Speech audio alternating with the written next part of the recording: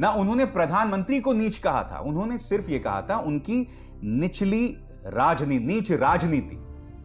मगर बीजेपी ने इसे क्या स्पिन दिया कि मुझे नीच कहा, मेरी जाति को नीच कहा, और इसने चुनाव की दशा दिशा काफी हद तक प्रभावित की उसको। अब गुजरात चलते हैं। गुजरात के चुनाव हो रहे थे और उस वक्त भी मणिशंकर अय्यर ने प्रधानमंत्री नरेंद्र मोदी के बारे में नीच शब्द का इस्तेमाल किया। मगर उस मुद्दे को तमाम जो स्थानीय अखबार थे उन्होंने क्या कहा कि मणिशंकर अय्यर ने, जो कि कांग्रेस के नेता हैं, उन्होंने प्रधानमंत्री की जाति पर हमला किया।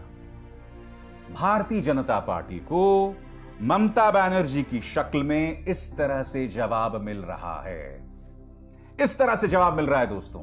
अब आप अंदाजा लगा सकते हैं कि ममता बनर्जी से मुकाबला करना आसान नहीं है बीजेपी के लिए। और एक बात और समझिए, जब भी बीजेपी का मुकाबला किसी सशक्त राज्य स्तरीय नेता से होता है, उसके लिए बहुत मुश्किल होता है मुकाबला करना। दिल्ली अरविंद केजरीवाल, उड़ीसा नवीन पटनायक, उसी तरह से यहां पश्चिम बंगाल में ममता बनर्जी।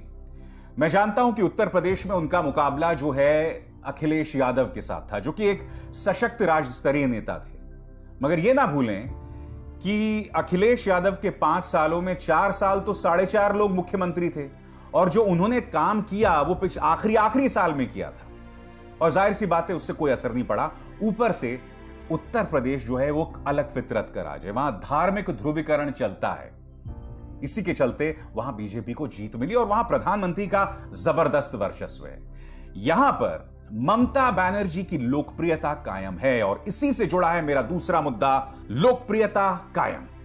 दोस्तों, जितने भी लोग जो इस वक्त ग्राउंड रिपोर्टिंग के लिए जा रहे हैं, सब एक स्वर से बोल रहे हैं कि ममता बनर्जी अब भी निर्विवादित सबसे ज्यादा लोकप्रिय राजनेता हैं पश्चिम बंगाल में, और उनकी लोकप्रियता प्रधानमंत्री नरेंद्र मोदी से भी ज्यादा है। उनकी लोकप्रियता पर अब भी कोई आंच नहीं आई है। इसके अलावा आपको यह नहीं भूलना होगा दोस्तों कि कहीं ना कहीं ममता बनर्जी का जो अंदाजे बयां है ना, वो काफी कुछ मिलता जुलता है बीजेपी के मौजूदा राजनीति से। बीजेपी पर क्या आरोप लगाया जाता है? लोकतांत्रिक मूल्यों में विश्वास नहीं है, तानाशाही है, ये तमाम चीजें आरोप लगाया जाता है। यही आलोचना ममता बनर्जी की भी होती है। जी हां, और ये तमाम फैक्टर्स मिलकर ममता बनर्जी को एक सशक्त राजनेता बनाते हैं। और यही नहीं, लोकप्रियता तो है ही, और साथ ही साथ हाल ही में यशवंत सिन्हा टीएमसी में शामिल हुए। हालांकि उनके शामिल होने से कोई बहुत असर नहीं पड़ने वाला है, मगर उन्होंने एक बयान दिया था दोस्तों। मैं चाहता हूं आप उस बयान को सुने। इस बयान में यशवंत सिन्हा ने क्या दावा किया, पहले आप वो सुने, फिर मैं उसकी चर्चा करता हूं।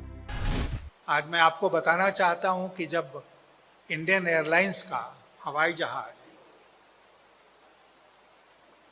उसको अगवा कर लिया गया था, अपहरण हो गया था, और जो आतंकवादी थे उसको कंधार ले गए थे, तो कैबिनेट में एक दिन चर्चा हो रही थी, तो ममता जी ने ऑफर किया कि वो स्वयं हॉस्टेज बन के जाएंगी वहां पर, और शर्त ये होनी चाहिए कि बाकी जो हॉस्टेजेस हैं उनको आतंकवादी छोड़ दें, और वो उनके कब्जे में चली जाएंगी, और जो कुर्बानी देनी पड़ेगी वो कुर्बानी देंगी देश के लिए।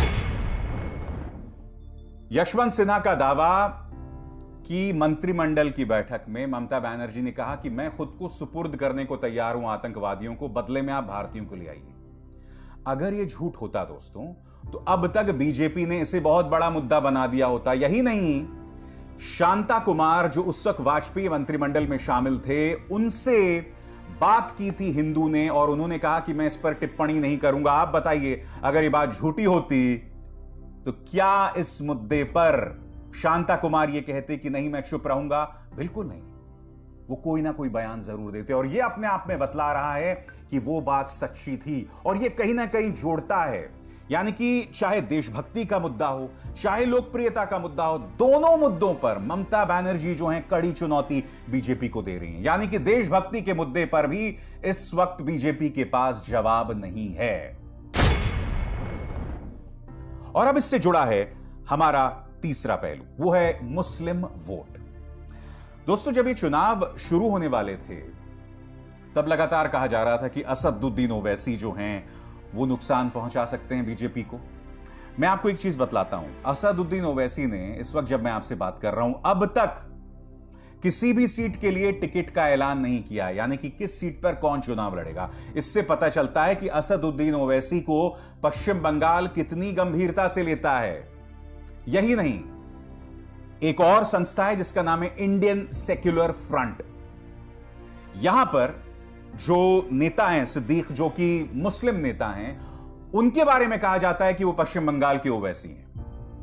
यकीनन अगर वो किसी लोकप्रिय नुमाइंदे को खड़ा करेंगे तो उसका असर पड़ेगा, मगर एक बात स्पष्ट कर दूं दोस्तों, उनका असर बहुत ही सीमित जगहों पर है और इसमें मुझे नहीं लगता कि मुस्लिम वोट का ध्रुवीकरण होने वाला है। हां, ममता बनर्जी को चुनौती मिलेगी वामपंथी दलों और कांग्रेस से, और ममता बनर्जी को न सिर्फ मुस्लिम वोट के लिए वामपंथी दल और कांग्रेस चुनौती दे रहे हैं, बल्कि अन्य वोट्स के लिए भी।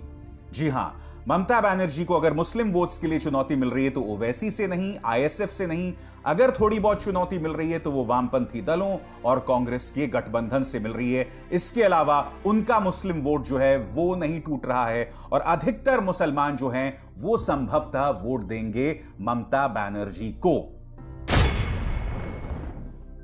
और अब हम दूसरे पहलू की बात करते हैं, बीजेपी में आंतरिक कलह। दोस्तों, मैं आप चाहता हूं कि आप इन तस्वीरों को देखें जो इस वक्त आपकी स्क्रीन पर चल रहे हैं। आप जानते हैं तस्वीरें क्या है? दरअसल पश्चिम बंगाल में बीजेपी के कार्यकर्ताओं में जबरदस्त नाराजगी है। क्यों? क्योंकि जो बागी टीएमसी के नेता पार्टी में शामिल हो रहे हैं उन्हें तो टिकट दिया जा रहा है, मगर जो बीजेपी के कार्यकर्ता जो पिछले 4-5 सालों से पिट रहे थे उन्हें नजरअंदाज करके, इसके चलते कई जगहों पर बीजेपी में सिर्फ टव्वल हो रही है, आंतरिक कलह हो रही है। यहां तक कि आज जो सेंट्रल इलेक्शन कमेटी की मीटिंग है उसमें भी सीटों के बंटवारे को लेकर जो बीजेपी में जबरदस्त सिर्फ टव्वल हो रही है उसे लेकर बवाल हो रहा है। आपने देखा होगा दोस्तों, इक्का दुक्का अंग्रेजी के चैनल्स को छोड़ के हिंदी का तो कोई भी चैनल सीटों के इस बंटवारे को लेकर बीजेपी में जो मारपीट हो रही है उसका जिक्र तक नहीं कर रही है। मगर हकीकत यह है कि बीजेपी के अंदर ऑल इज नॉट वेल, और इसलिए मैं आपको कह रहा हूं दोस्तों, इन चुनावों में बीजेपी के लिए इस वक्त चुनौती जो है वो बहुत जबरदस्त है। मगर क्या इसका मतलब यह है कि बीजेपी चुनाव नहीं जीत सकती? तो मेरा जवाब इस मुद्दे पर है हां, बीजेपी चुनाव अब